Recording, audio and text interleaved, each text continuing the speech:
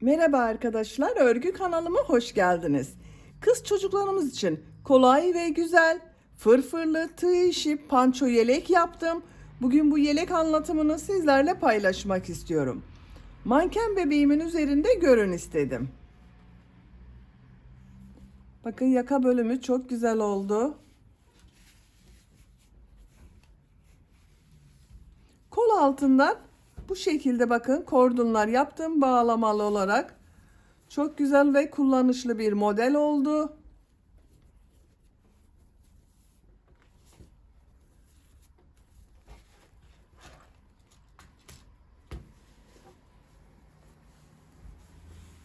Bu bebek mankenim 3 aylık bebek ölçüsünde arkadaşlar, buna çok büyük oldu. Ben bugün bu yelek anlatımını 1-2 yaş arası çocuk ölçüsünde anlatıyorum. Bakın görüntüsü bu şekilde. Model çok güzel ve kolay.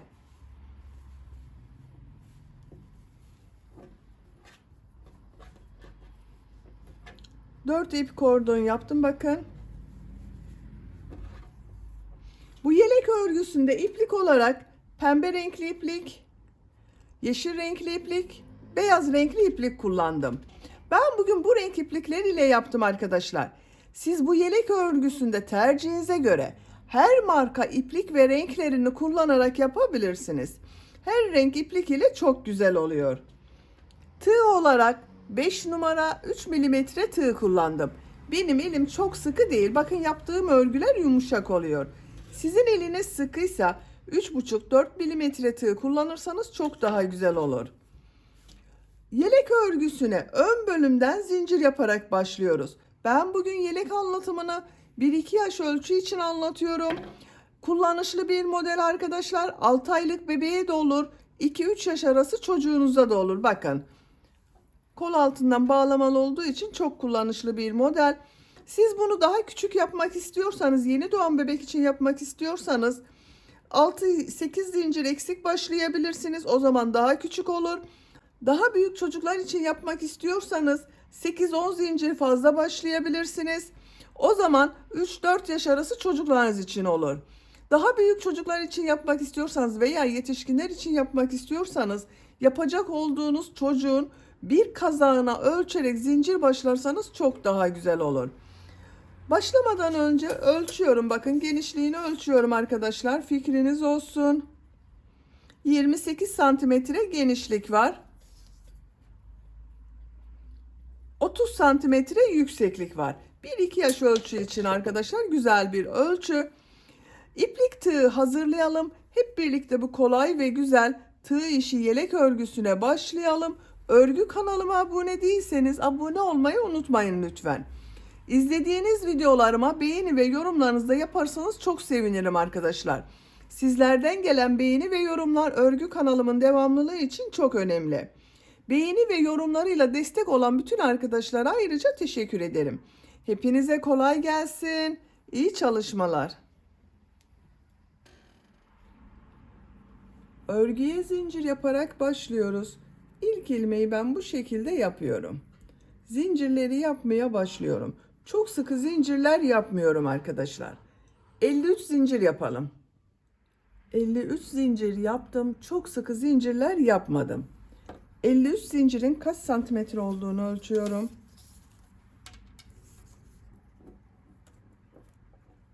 25 santimetre zincir uzunluğu var. Benim elimin sıklığına göre 25 santimetre için 53 zincir yaptım arkadaşlar. Sizin elinizin sıklığına göre daha fazla zincir yapmanız gerekebilir. Siz daha büyük çocuklar için yapmak istiyorsanız bunu 8-10 zincir fazla başlayabilirsiniz. Veya küçük yapmak istiyorsanız 5-6 zincir eksik yapabilirsiniz. Tığ üzerine iplik alıyorum. 3 ilmek atlıyorum. 4. ilmeğe trabzan yapıyorum. Trabzan sırası yapıyorum. Bu 3 ilmek atladığımda trabzan oluyor. Her zincir üzerine trabzan yapıyorum.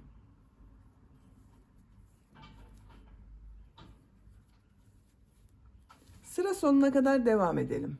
Sıra sonuna kadar tamamladım. Bir sıra üzerinde 50 trabzan var. Bu 3 ilmek atlayarak yaptığımla birlikte 50 trabzan var arkadaşlar. Bir zincir yapıyorum. Örgüyü çeviriyorum. Her ilmek üzerine trabzan yapıyorum. Trabzan sırası yapıyoruz. Sıra sonuna kadar devam edelim.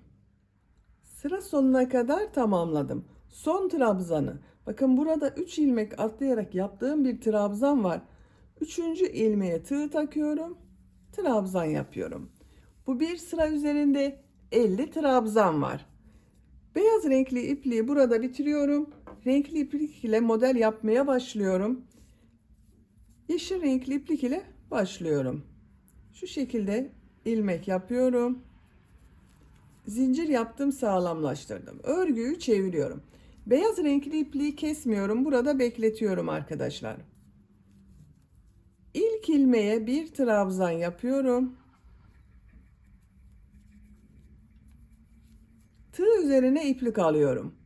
Bir ilmek atlıyorum. Bu ilmeğe aynı ilmek içine bir trabzan, 2 zincir, bir trabzan yapıyorum.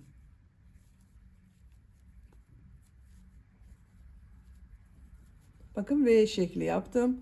Tığ üzerine iplik alıyorum. 2 ilmek atlıyorum.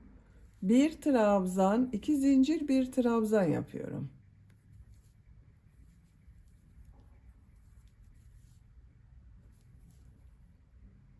İki ilmek atlıyorum.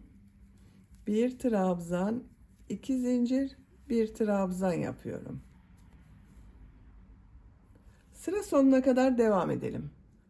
Sıra sonuna kadar V şekilleri yaptım. Sıra sonunda 2 ilmek var. Bir ilmek atlıyorum. Son ilmeğe trabzan yapıyorum. Bakın sıra başında da aynı yaptım. Bir trabzan yaptım, bir ilmek atladım, V şekli yaptım arkadaşlar. İpliği kesiyorum.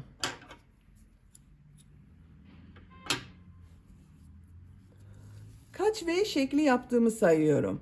2, 4, 6, 8, 10, 12, 14, 16 V şekli oldu. 16 model olacak arkadaşlar. Pembe renkli iplik ile modele başlıyorum. Bu ilk ilmeğe bakın. Trabzan yaptığım ilmeğe ipliği bağlıyorum. Buradan ilmek yapıyorum. Bir zincir yapıyorum. Aynı ilmeğe bir trabzan yapıyorum. Bir zincir yapıyorum. Tığ üzerine iplik alıyorum. V şekli içine 5 trabzan yapacağız ama bakın hepsini toplayarak arkadaşlar. Elimi takip ederseniz daha iyi olur. Bakın tığ üzerine iplik aldım. İplik alıyorum, uzatıyorum. 2 ilmekten çektim. Tığ üzerinde bekletiyorum. 2 ilmek var. Tekrar tığ üzerine iplik alıyorum. 2 ilmekten çekiyorum. Tığ üzerinde 3 ilmek var. 2 ilmekten çekiyorum. Tığ üzerinde 4 ilmek var. 2 ilmekten çekiyorum. Tığ üzerinde 5 ilmek var. Tekrar bakın. 2 ilmekten çekiyorum. Tığ üzerinde 6 ilmek var. Buraya 5 trabzan yaptım. Bakın 1, 2, 3, 4, 5. Hepsini içinden bir defa da çekiyorum. 2 zincir yapıyorum. Tığ üzerine iplik alıyorum. Diğer modeli içine de aynı şekilde 5 trabzanı birlikte yapacağız bakın.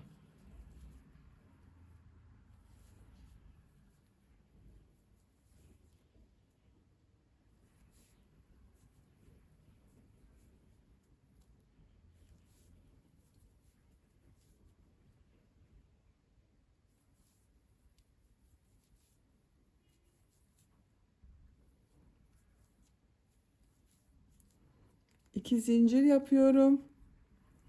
Diğer modele başlıyorum.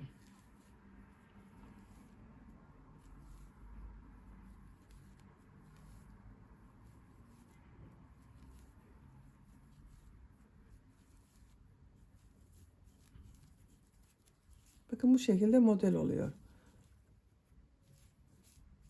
Sıra sonuna kadar devam edelim. Sıra sonuna kadar tamamladım. Son modelden sonra bakın bir zincir yapıyorum. Trabzan üzerine trabzan yapıyorum. İpliği kesiyorum.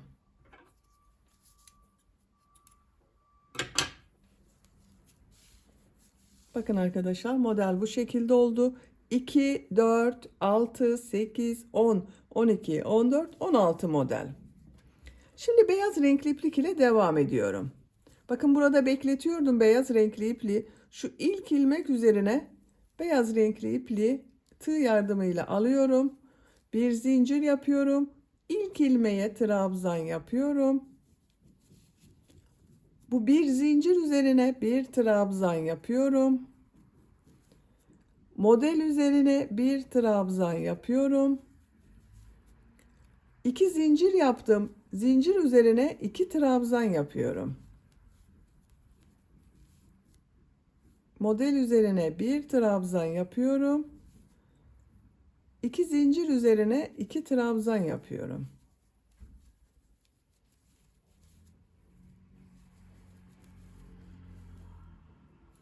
Sıra sonuna kadar devam edelim. Sıra sonuna kadar yaptım arkadaşlar. Bakın şu ipliği nasıl kaybettiğimi de gösteriyorum. Şu şekilde tutuyorum. Trabzanların arasında kalıyor.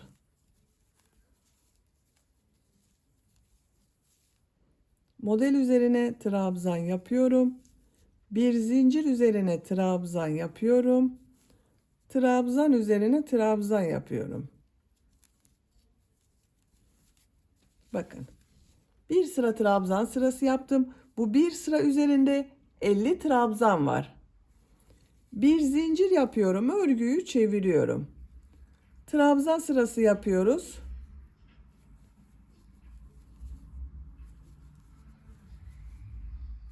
Sıra sonuna kadar devam edelim. Sıra sonuna kadar tamamladım.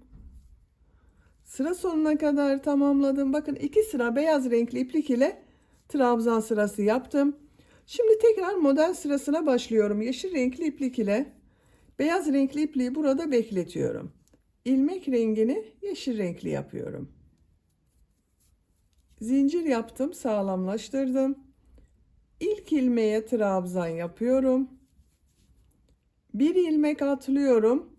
Bir trabzan, 2 zincir, bir trabzan yapıyorum. 2 ilmek atlıyorum.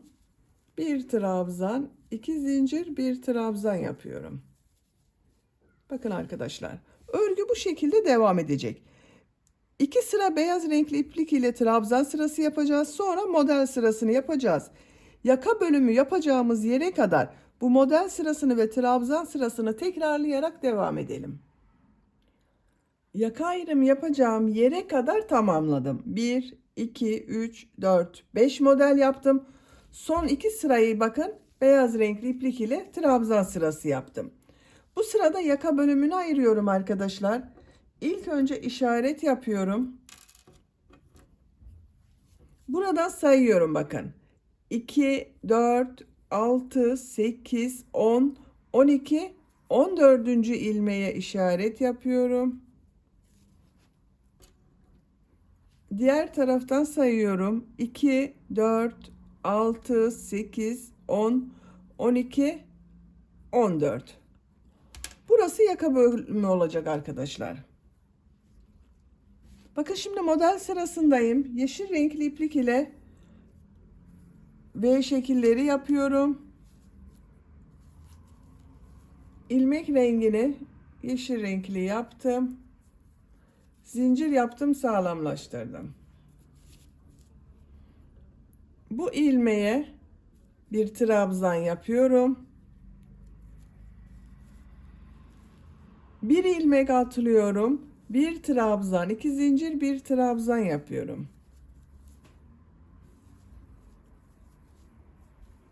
2 ilmek atlıyorum. Bir trabzan, 2 zincir, bir trabzan yapıyorum.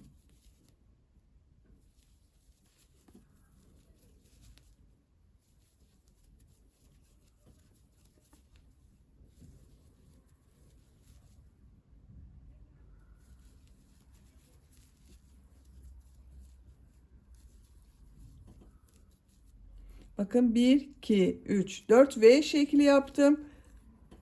Sıra sonunda bir ilmek atlıyorum. Bu işaret yaptığım ilmeğe bir trabzan yapıyorum. İpliği kesiyorum.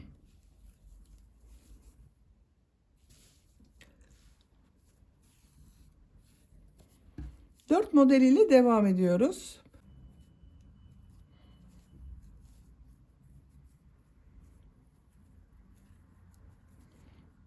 Buradan bir ilmek yapıyorum.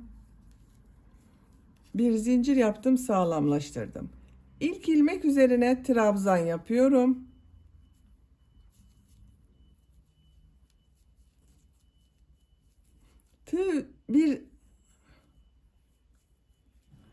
Bir zincir yapıyorum. V şekli içine modelleri yapıyorum.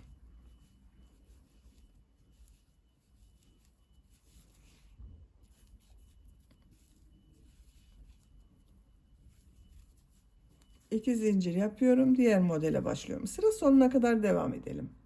Sıra sonuna kadar tamamladım. Sıra sonunda bir trabzan yaptım. İpliği kestim. Beyaz renkli iplik ile devam ediyorum. Trabzan sırası yapıyoruz. Bir zincir üzerine trabzan yapıyorum. Model üzerine trabzan yapıyorum. 2 trabzan yapıyorum. Sıra sonuna kadar devam edelim. Sıra sonuna kadar trabzan yaptım. Bu bir sıra üzerinde 14 trabzan var. Bir zincir yapıyorum. Örgüyü çeviriyorum. Her ilmek üzerine trabzan yapıyorum. 14 trabzan yapıyoruz. Sıra sonuna kadar devam edelim. Sıra sonuna kadar tamamladım. 14 trabzan yaptım. Yeşil renkli iplik ile devam ediyorum. İlmek rengini yeşil renkli yapıyorum.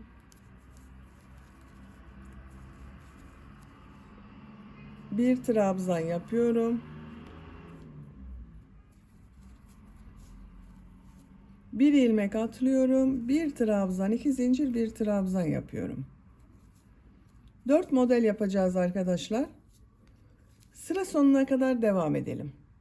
Sıra sonuna kadar tamamladım. 1, 2, 3, 4 model oluşturdum. Pembe renkli iplik ile devam ediyorum.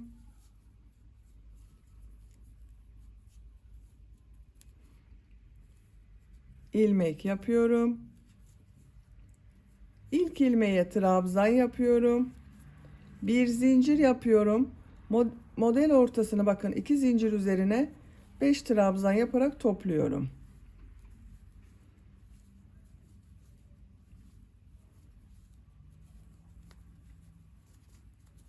Sıra sonuna kadar devam edelim. Sıra sonuna kadar tamamladım. Beyaz renkli iplik ile devam ediyorum.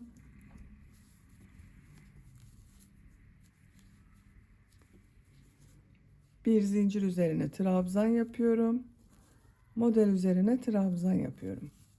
Sıra sonuna kadar devam edelim. Sıra sonuna kadar trabzan yaptım. Bakın bu yükseklik oldu arkadaşlar. İpliği kesiyorum.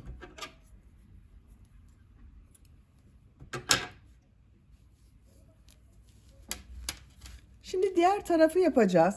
Yeşil renkli iplik ile model yapıyorum. Bu işaret yaptığım ilmeğe ipliği bağlıyorum.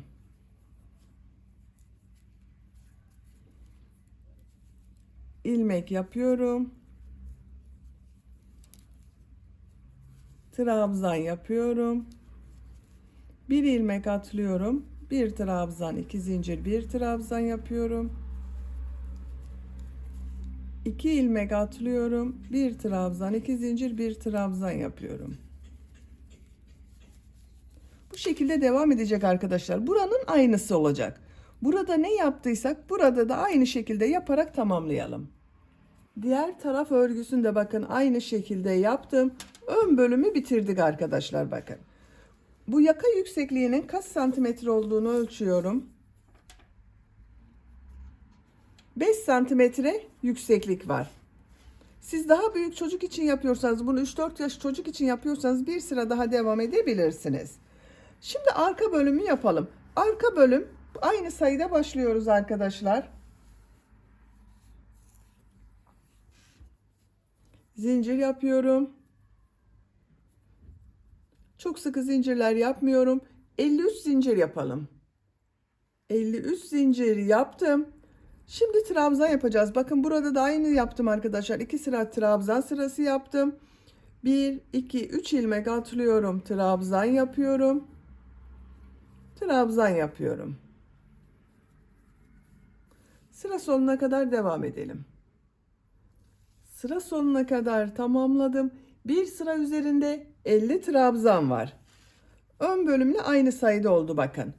Örgü ön bölüm gibi devam edecek arkadaşlar. Bu ön bölümü kaç sıra yaptıysak arka bölümü de aynı sırada tamamlayalım. Arka bölüm örgüsünü tamamladım. 1, 2, 3, 4, 5, 6, 7 model yaptım. Bakın ön bölümde de 2, 4, 6, 7 model yaptım. Son sırada trabzan sırası yaptım. Arka bölümde de son sırada trabzan sırası yapacağız. Bu trabzan sırasını yaparken ön bölüm ile de birleştireceğiz arkadaşlar. Bakın ben örgünün düz tarafı olarak burayı kullanıyorum. Bu kabarık olan bölüm ters tarafta kalıyor. Bakın modelin kabarık olan bölümü. Siz tercihinize göre burayı düz taraf olarak da kullanabilirsiniz. Şu şekilde bakın birleştirme yapacağız.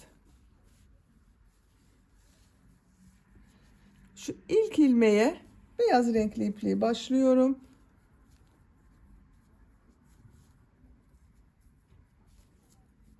Zincir yaptım, sağlamlaştırdım. İlk ilmeğe bir trabzan yapıyorum. Bakın tığı iplikten çıkarıyorum. Şu ilk ilmeğe, ön bölümde ilk ilmeğe tığı takıyorum. İlmeği içinden çekiyorum. Tığ üzerine iplik alıyorum. Bakın bu bir zincir yaptığım yere bir trabzan yapıyorum. Tığdan ipliği çıkarıyorum. İkinci ilmeğe tığ takıyorum. İlmeği içinden çekiyorum. Model üzerine trabzan yapıyorum. Üçüncü ilmeğe tığ takıyorum.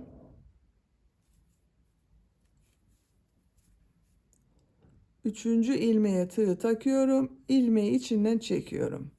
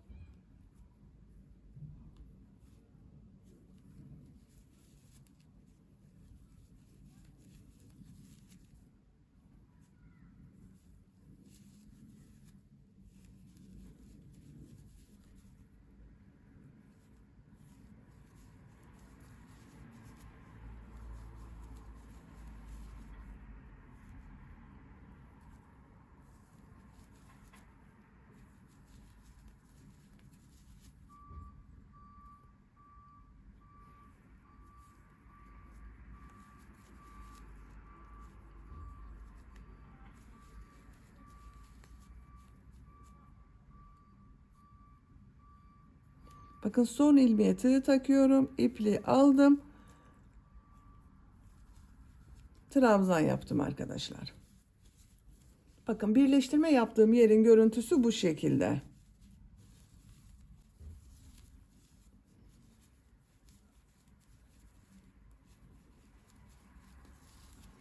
Bakın burada 4 model, bakın şuraya kadar trabzan yaparak devam edelim.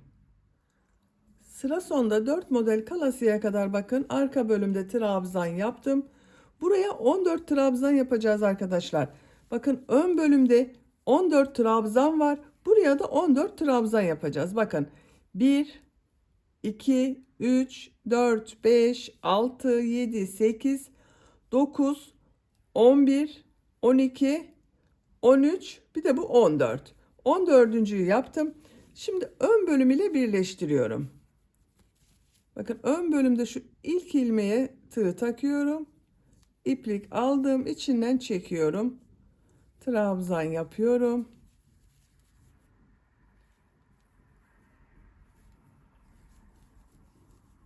Model üzerine trabzan yapıyorum.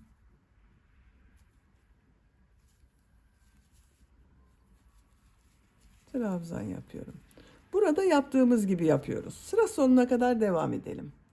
Sıra sonuna kadar birleştirme yaptım. İpliği kesiyorum.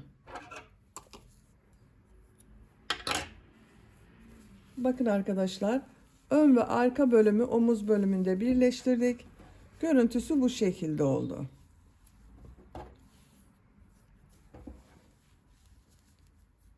Buradan beyaz renkli ipliği başlıyorum. Bakın herhangi bir kenardan şöyle buradan ilmek yapıyorum. Sık iğne sırası yapıyorum.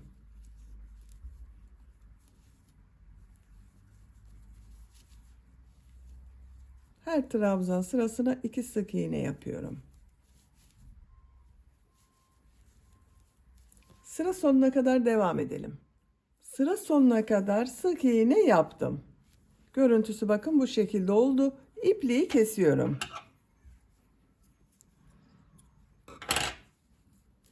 Diğer taraftan başlıyorum.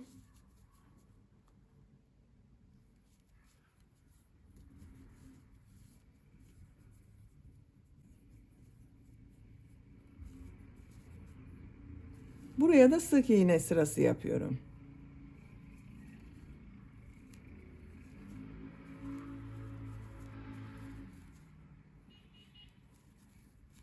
Sıra sonuna kadar devam edelim. Sıra sonuna kadar sık iğne yaparak tamamladım. İpliği kesiyorum. Bakın arkadaşlar, bu taraftan da bir sıra sık iğne yaptım. İki taraftan sık iğne yaptım. Görüntüsü bu şekilde oldu. Şimdi yelek çevresinde fırfır bölümü yapacağız.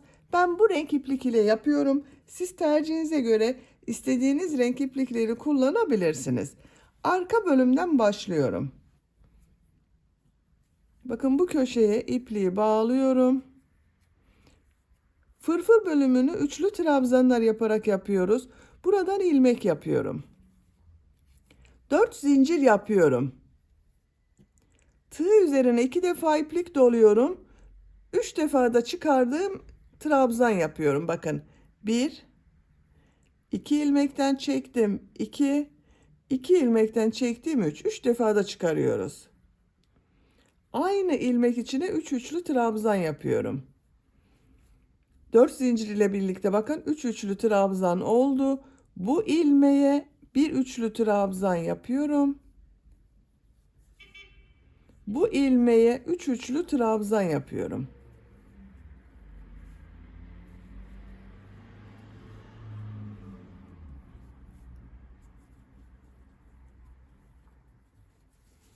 Aynı ilmek içine 3 üçlü trabzan yaptım.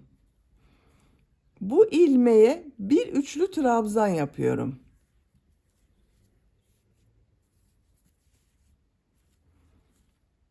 Bu ilmeğe 3 üçlü trabzan yapıyorum.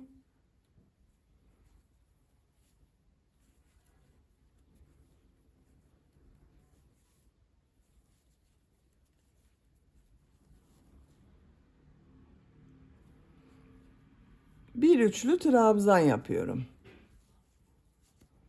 Bakın bu şekilde.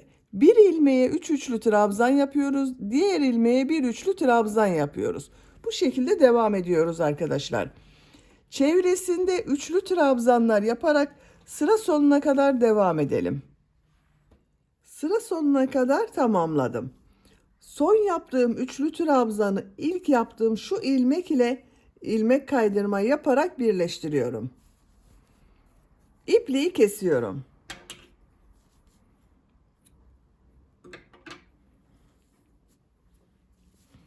Bakın arkadaşlar, yelek çevresinde fırfırlar yaptım.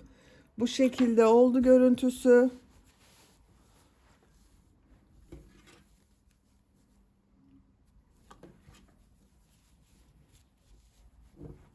Bakın çok güzel oldu.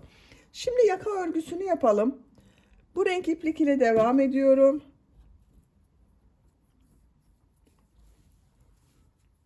Bu bakın ön ve arka bölümü birleştirdiğimiz omuz bölümüne ipliği bağlıyorum. Buradan ilmek yapıyorum. 2 zincir yapıyorum. Aynı ilmeğe sık iğne yapıyorum. Pıtırcık model yapıyorum. Bakın şu ilmeği atlıyorum. Buraya bir sık iğne, 2 zincir, bir sık iğne yapıyorum.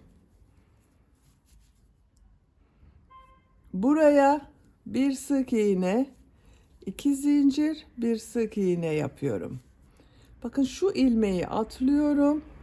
Bir sık iğne, 2 zincir, bir sık iğne yapıyorum. Bu şekilde pıtırcık modeller yapıyorum. Yaka çevresinde pıtırcık model yaparak sıra sonuna kadar devam edelim. Sıra sonuna kadar tamamladım. Son yaptığım modeli bakın.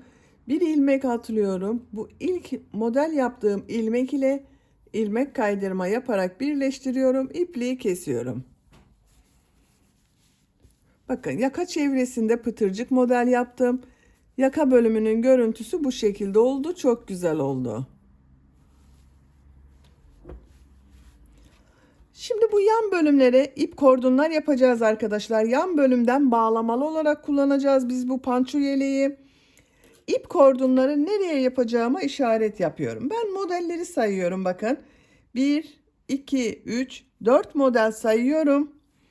Modelden sonra ilk trabzan sırasına ilk kordonu yapıyorum. Diğer tarafa da işaret yapıyorum. Bakın aynı sıranın şuraya işaret yapıyorum. Arka bölümden sayıyorum. 1, 2, 3, 4. İlk trabzan sırası.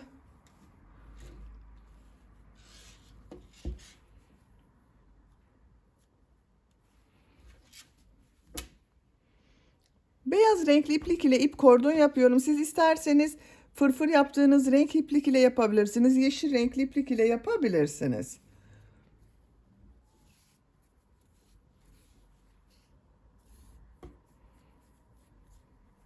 Bakın buradan başlıyorum. Şu işaret yaptığım ilmeğin ters tarafından.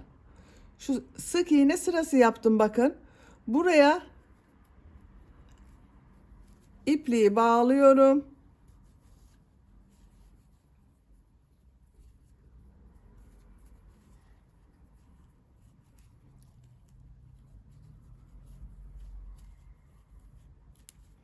İlmek yapıyorum.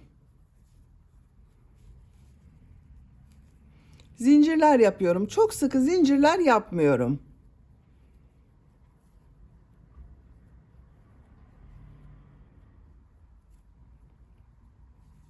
...75 zincir yaptım. Bu 75 zincirin kaç santimetre olduğunu ölçüyorum.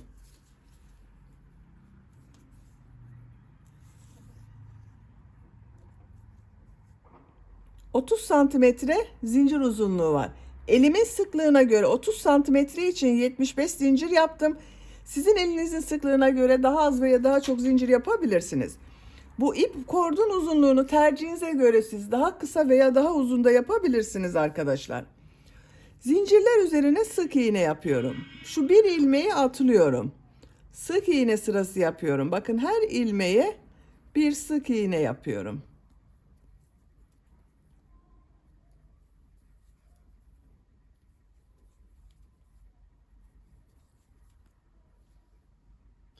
Sıra sonuna kadar devam edelim.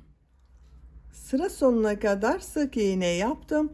Bakın son ilmeği şu ilmek ile ilmek kaydırma yaparak birleştiriyorum. İpliği kesiyorum. Bakın ip kordonu yaptım, zincirler yaptım, zincirler üzerine sık iğne yaptım. Bu şekilde ip kordonu yaptım. Diğer ip kordonları da ben hazırladım arkadaşlar. Bakın işaret yaptığım yerlere birer tane ip kordon yaptım. Aynı sayıda başladım. 1, 2, 3, 4 ip kordonu yaptık. Böylece panço yelek örgüsünü bitirdim. Bakın çok güzel oldu. Bebeğe giydirdikten sonra kol altında şu şekilde bağlıyoruz. Kullanıyoruz.